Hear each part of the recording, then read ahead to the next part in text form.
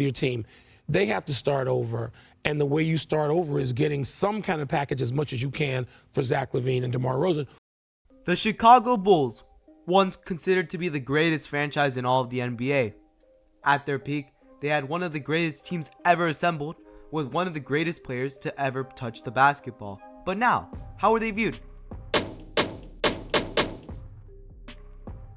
People consider this team lucky if they get a top 8 seed in the East. How'd the Bulls even get in this kind of predicament? After the Chicago Bulls dynasty ends, they go on a rebuild, and by 2011, they assemble many key players that could soon make them contenders.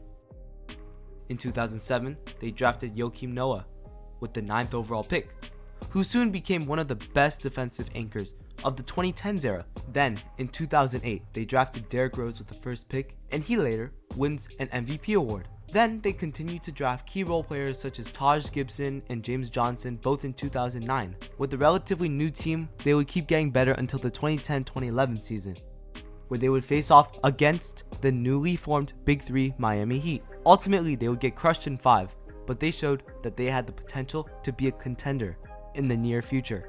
In the 2011 offseason, they drafted Jimmy Butler with the 30th pick and ran it back in the 2012 playoffs, where Derrick Rose would ultimately get injured and the Bulls would lose in the first round to the Sixers.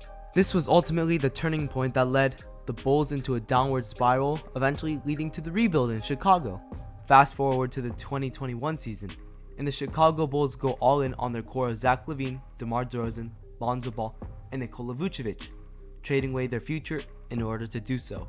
In the 2021-2022 season, after the first 40 games of the season, they started off with a 27-13 record, and everything was looking good until Lonzo Ball got a knee injury that would leave him sidelined for the rest of the season. Afterwards, they free fell all the way down to the 6th seed, finishing with a record of 46 wins and 36 losses.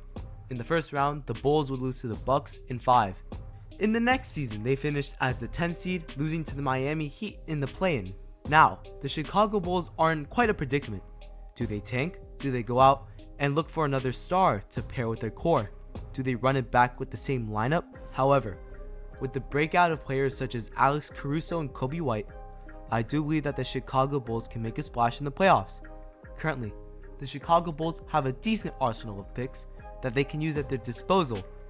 And if, let's say, a disgruntled star possibly shows up, maybe like a Donovan Mitchell, then the Chicago Bulls really do have a chance to compete in the East. The way the Chicago Bulls is structured is very interesting, as they're only one big move away from being considered true contenders. They have a good defensive core of defenders in Alex Caruso, Andre Drummond, Kobe White, and Nikola Vucevic, which can complement any star such as Trae Young or Zion Williamson, who are known to be defensive liabilities at times. Honestly, the one flaw the Bulls have is a lack of one offensive star to close out games for them and to boost their offensive rating. The Chicago Bulls are 13-10 clutch games.